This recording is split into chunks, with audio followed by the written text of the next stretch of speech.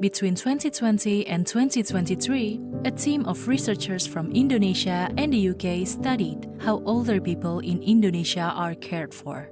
They looked at different care arrangements, tried to understand the role of different actors in people's care networks, and develop recommendations for improving the quality and sustainability of care. Indonesia's older population, currently comprising 11% of the total population, is a highly diverse group. Their well-being, living conditions, and care needs are influenced by the region in which they reside. In Jakarta, the capital city, older people face challenges due to overcrowding, poor sanitation, and lack of green spaces. In rural and semi-urban communities in Yogyakarta and East Java, the majority of older individuals live with or near family members. The presence of agricultural land and gardens enables healthy older people to remain active. In a matrilineal Sumatran highland village, where agriculture remains the main livelihood, younger generations tend to migrate out.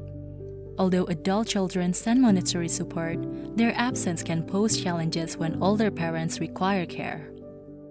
On the island of Alor, agriculture and fishing are the main sources of livelihood. Families are patrilineal and outmigration is common. This can mean that older people are left in charge of grandchildren. Despite the diversity among older Indonesians, the majority remain active by working, volunteering, caring for grandchildren, or providing care for other family members. While most older Indonesians remain active, some require assistance with daily activities or are entirely dependent on others due to health or cognitive decline. Unfortunately, care-dependent individuals are often invisible in their communities as they are confined to their homes. Ya memang omong yang tidak bisa, tapi dia bisa sendiri datang dibuka, buang air kecil, besar tidak bisa. Napa? Simbah nganu keluhanipun sakniki napa nggih? Keluhan.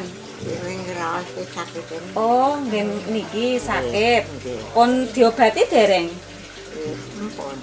Oh, diobati dipijet napa? Oh, nang pundi?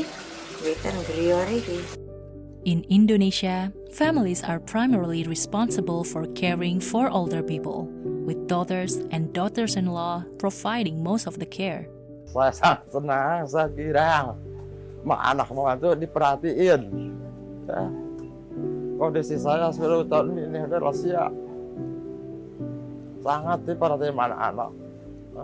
Makan siang, makan, pulang narik, udah ada makan lalu nasi.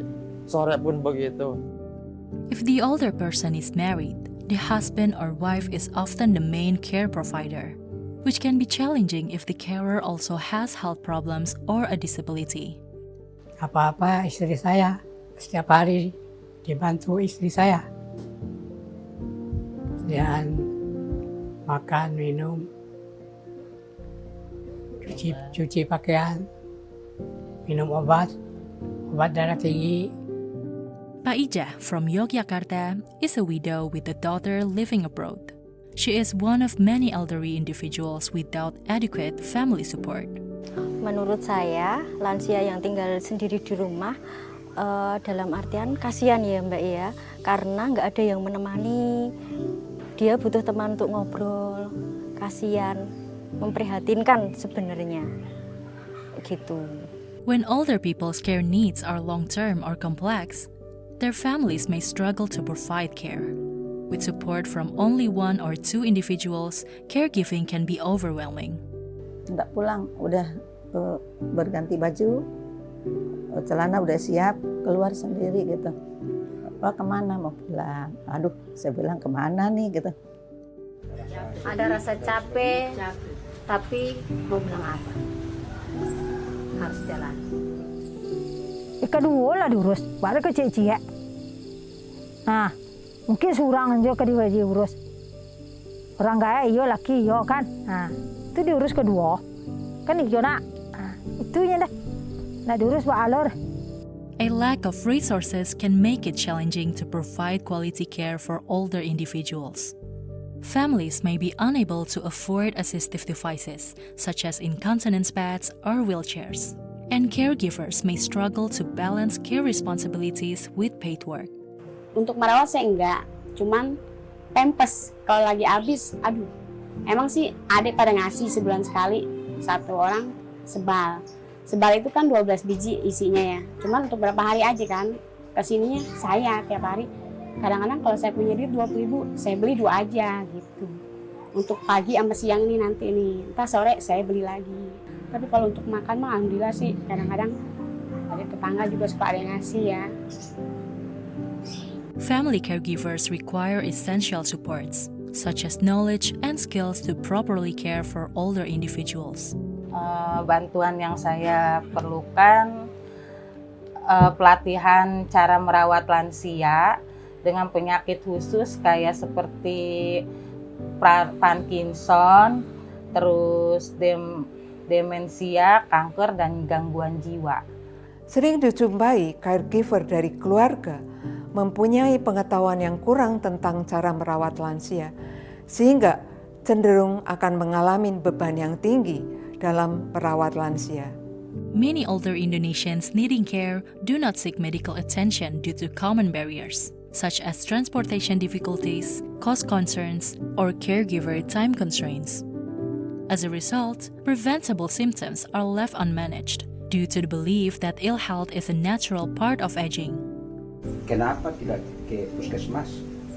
Karena biaya ongkos bemo itu juga kita ya dengan bayi ini tidak bisa duduk di motor. Jadi kita tidak, karena dia tegang saja toh.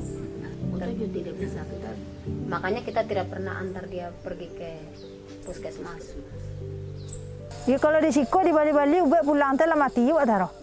Kan awak jauh kan?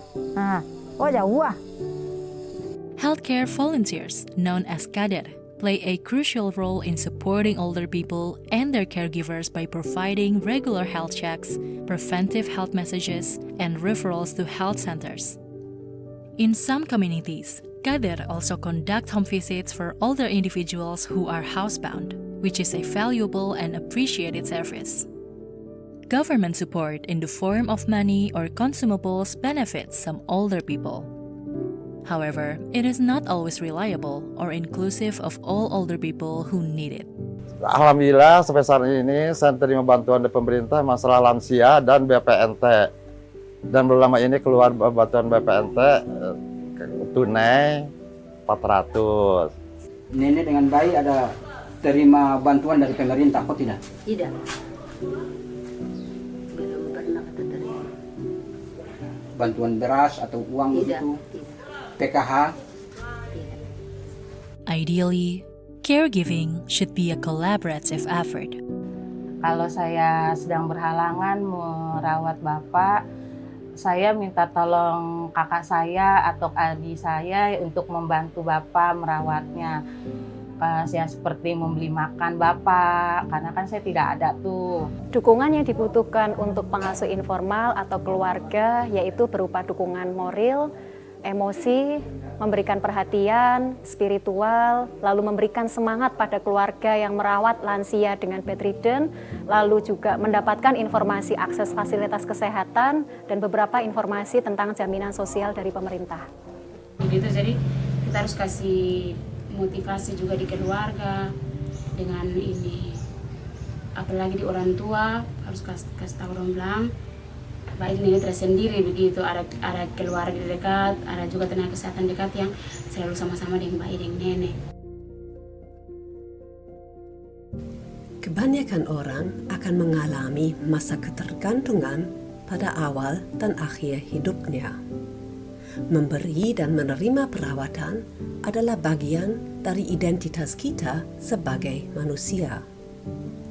Pemenuhan kebutuhan kita akan perawatan fisik, emosional, dan medis adalah bagian dari hak asasi manusia.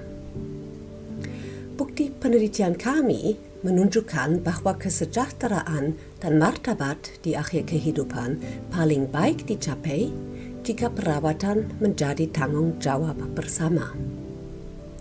Ada peran untuk berbagai anggota keluarga, untuk tetangga, untuk kader dan pelayan kesehatan, untuk pemerintah dan lembaga swadaya masyarakat untuk memberikan dukungan dan perawatan kepada lansia. Perawatan bersama adalah perawatan yang lebih berkelanjutan dan berkualitas lebih baik.